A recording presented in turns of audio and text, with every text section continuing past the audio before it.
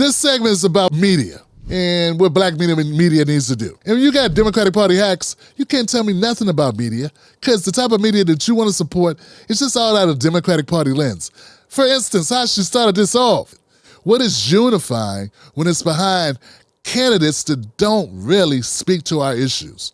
But that's the issue. Let's continue as she digs a hole that she won't be able to climb out of. And here's the thing, just like we did with Black women, I was on one of the first, I think it was the first phone call. It just, to see the numbers, somehow we were able to see the numbers just rise as the number of women who were getting on the calls. It's just like, wow, we do know how to mobilize. We do know how to set an agenda. Just watch the numbers go from 1,800, 18,000, 50,000. We were able to see it. So my point, Isaac, is that this is the same urgency we had then. That's the same urgency we need to have now in getting everybody on fan base so that we can have our entertainment. We can have our social media fun. But the main thing is we have to get our information to our people, and we have to get our stories told accurately to our people, particularly right now in the state that we're in right now with this administration. And going forward, this is a late call. Yeah. This is a very late call. We should have already done it. It shouldn't take for the government to come into our neighborhoods to start pulling our sons and our daughters out of cars for us to say, oh, wait a minute. We need our own platform. We need our own media. No, it shouldn't take for us to be dead lying on the street. It shouldn't take the administration to begin censoring media companies for us to say, oh, we need our own. This is a late call. This is urgent. This is now. Download fan base now. There's black media, but we don't use it. We don't leverage our media in ways that are truly beneficial. As soon as Donald Trump won and Elon Musk took credit for it, over 25 million people left X and went and downloaded an app called Blue Sky. I did. And Blue Sky was sitting up at the top of the App Store. Blue Sky is not better than Twitter. It's nowhere near as good as Twitter. It doesn't have the functionality or the capability. But white people simply stood on business and said, we out. We're going here. Right? Mm-hmm. Simultaneously, TikTok looks like it's about to get banned. What do all the black media sites talk about? Everybody's going to Rednup, Chinese-owned company. Everybody's going to Lemonade. Not one of them said fan base or spill. Mm-hmm. Mm-hmm.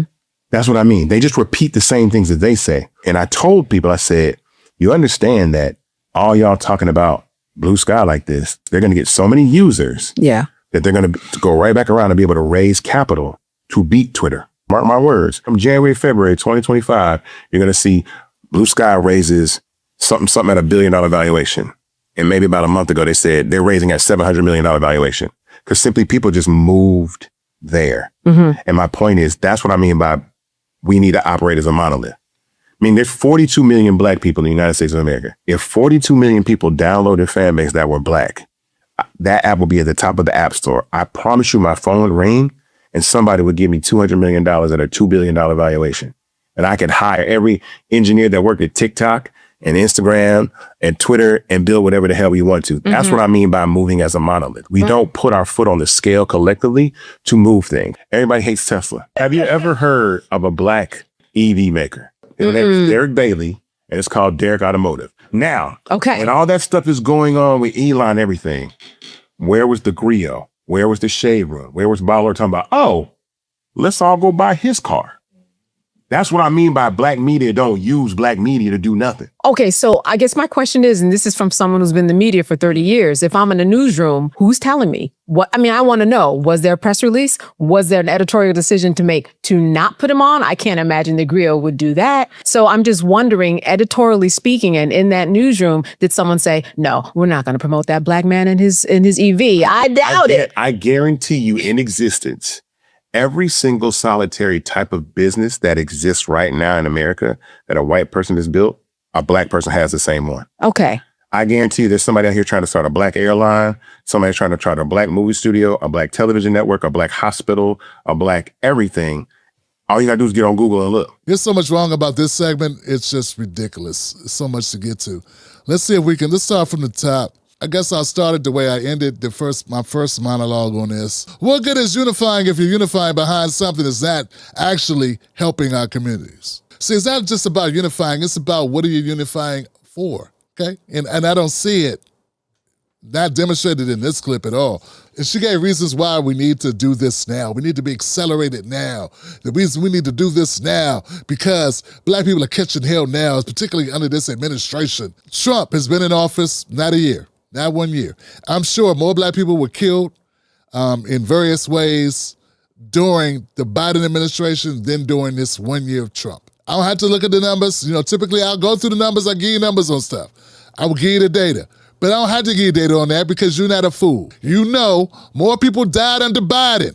More black people were brutalized, shot, murdered, stabbed, killed under Biden's 4 years than under Trump's 9 months. But why should we be now more accelerated? Because you're a party hack. And that's the reason why what you touch turns to shit. Because that is dying. That premise, that idea, that politics is dying. Black America's rising. We're getting out of the carcass of the Democratic Party. We're moving away from that. You are so 2014, you're 2008. You got 2008, 2012 politics. Them days is over. We're moving beyond that shit right now. Particularly black American men. We're moving beyond it, and our women are waking up as well. It's over for that. When she says, we all got to go to the fan base because the black and brown people are being blah, blah, blah. Yo, what does fan base have to do with black and brown people you seeing getting pulled out of cars? First of all, black people ain't getting pulled out of cars more than we've been pulled out of cars by cops on traffic stops randomly that have happened over the years. This, once again, stop with the black-brown coalition bullshit. If a U.S. citizen is pulled out of a car illegally in this country, I'm pissed about it. But if you have a warrant or you're undocumented and they can prove it, they have a right to pull you out the car and pull you out into a courtroom and then pull you out of the country. That's what they have a right to do. The same way they pull black people out of cars for warrants. I'm tired of this stupid nonsense. And this is disgusting that we got an extra clip and I'm highlighting it. And it's a sister trying to equate black people to undocumented people or equating my Latino American citizens to undocumented Latinos or Asians or Haitians or Nigerians or Ukrainians or Czechoslovakians or whoever they are. Basically, all Isaac Hayes is doing is trying to get money for his app. And one of the reasons why you're not getting money for your app is because your app is just not that impressive. It's a lot of apps. What makes your app great? Why won't you spend some of this time to talk about the greatness of your product instead of talking about what white people are doing? And for the record, a lot of black people left Twitter too.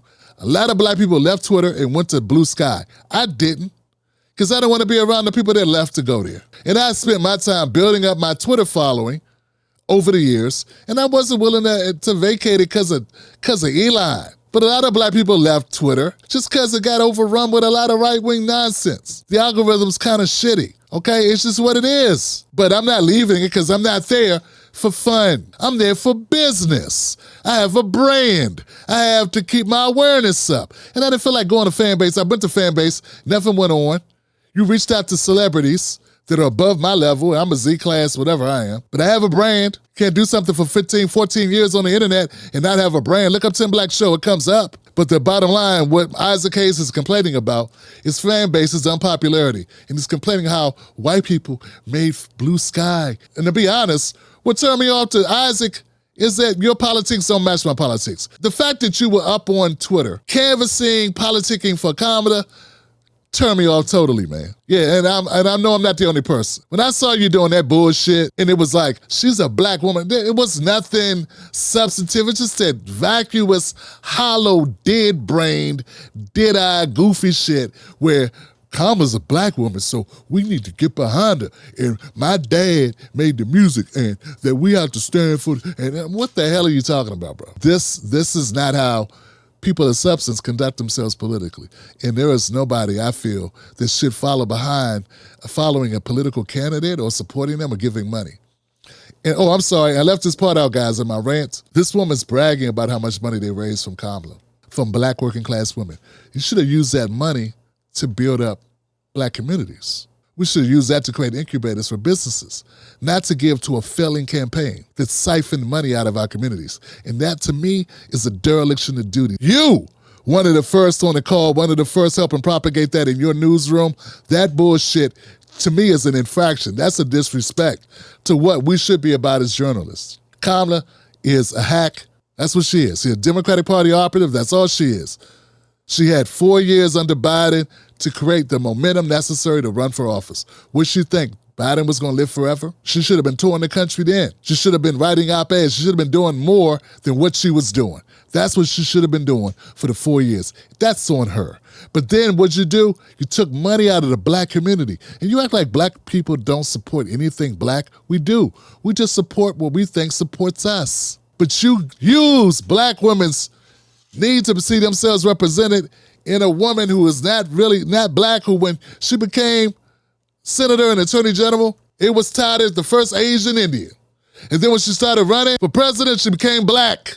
And that's what Trump said, because that's what it was. That's how it was advertised. And never did she correct the record. Never did she say, no, I'm a black woman. And my real point, the final point on that note is to raise money and take it out of the black community and put it into a political campaign that ended up funding Oprah and Roland and Al Sharpton and Megan Thee Stallion and Kelly Rowland. I think that's disgusting. And you're up here talking about responsibility and performance and excellence and this shit. Were you there? Did you see this, Miss Tamisha? He ended it on, we need to be a monolith. He said we need to be a monolith. We need to be a monolith. No, we don't. You know what? Only if we're fighting for something that helps our communities. I don't see how fan base helps us. I don't see how Kamala helps us. I don't see how the Democrats are helping us. They're helping themselves. And for the record, Tesla is down. That's true. But everybody doesn't hate Tesla. Just because he wants to compete against them. I got my issues, but that don't mean I hate Tesla. Oh, this the only thing he said that I agree with is he said there are black businesses that are doing everything. Anything that you need, everything you're looking for, there's a black business somewhere doing it. Now, you got to vet the business. I'm a good investment because I've been doing this for 14 years. I have a track record of doing this. I've done this on various levels. I'm self-made. I've been profitable from day one. Know how I know? Because I had no money to start. Yeah, quiet as it's kept. My brother been in business for quite some time. So I've had to restructure, rebrand, redo, whatever. I did that shit. I've done that. I've had to do that over the years. So you got to vet out the businesses that you support. And they got to be businesses that are aligned with what your vision is and what you want to support and ethically, morally, whatever your criteria is, right? I'm not for everyone. But what I'm saying is just being black is not enough. It's enough to be considered if that's what you're looking to do, support a black business. It's enough to be considered, but just because there's a black in the category does not mean you need to go get behind it. See, fan base just sounds to me, and this is where, when I had this conversation with Toraine Walker, and we're talking about Wallow complaining about black businesses that did not handle their business and just said, I'm black, give me money. And he had a problem with that because he said, don't nobody care about that? Where's your performance? Where's the customer service? Where's the products? Where's the deliveries? You got to be up on your game. You got to handle your business. I agree. I've had deaths in the family, major outages, weather, tech, whatever. But you know what Tim Black does? He does this damn show anyway. Much more reliable than Umar, Dr. Umar. Dr. Umar wouldn't have to need to raise money if he wasn't so lazy. I could say it. These people are lazy, Johnson. Not because they black, because they lazy. They are lazy. They're people that grind it out like me.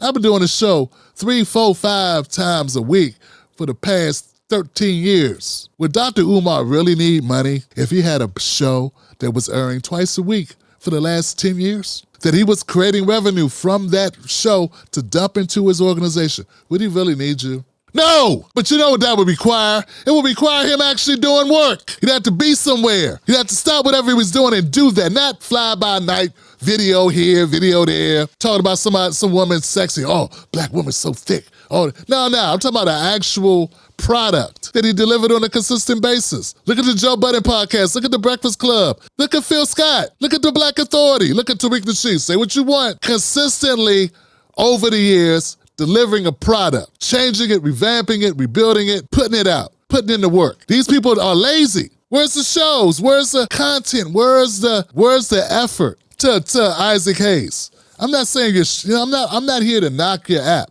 I just did not see incentive. I don't need to be on every platform. There's a lot of competition in the space, the app space for social media, right? And I don't need to be on every app. I'm on 4-5 apps. What is your positioning? What is your value that you're going to add to my business for me to make you number 6? You black? That's it. Other than giving me content to roast your ass with, is you continue to sheep herd black people into the Democratic Party because you feel that is the party of Black America. Other than that, I don't see an upside for me. Other than fodder for my cannon of pow, ranting and raving, I don't see it. I don't see a lane where this makes sense at all for Tim Black and the Tim Black Show. But once again, guys, this is just my opinion based on my experience, based on what I know in this space that I've been in social media. I do not think it's a flex that black women raise money for Kamala at the drop of a dime. I think that is an indictment of Black America, and that we could have done that for issues that are much more important and can have more of a return for us. And what'd she do? She turned around, lose that election, couldn't even bring her ass outside to give her concession speech to her sisters. And then, what did she do? I'm not running for office. I think I'm going to take a break. I need some time. Look, Rick, but yeah. You gave her all that money. Now she don't even want to do shit. And you're not even saying anything. You won't even criticize her. Why? Because you are hacks. You're not a journalist. You're an opportunist. You're a careerist. And you're not in it for the people. And that's not what this is supposed to be about. But it is, Johnson. In the words of Paul Mooney, it is absolutely a business, Johnson. These people don't care about you. They care about their wallets. Tim Black, the sooner you learn that, the sooner you learn what's really going on. Everybody want to be a ninja, but nobody want to be a ninja. Everybody want to be a journalist, but nobody wants to be a journalist. And they all want to line their pockets with their money. Comedians coming out telling you who to vote for. Talking about she dated Willie Brown and Montel Williams, as if that makes her a prize pick. She better go ahead with that white man, that director from Hollywood that she got with. Get her to fund her campaign. He's funding all other types of movies. And that's what she was, an actress, a bad actress. All right, Johnson, that's all I got for tonight. I want to thank my people that support the show, my Tim Black Wolfpack. To become a Tim Black Wolfpack member, I have a new freebie coming that's going to be available first for my members. Go to jointimblack.com or go to Tim's Take Live on Patreon. You'll see this bald-headed mug and just join up.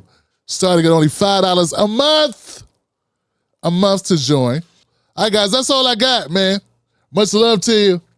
The Tim Black Show streams Sundays, Mondays, Wednesdays, and Fridays, 10:30 p.m. Eastern Standard Time. Wolfpack.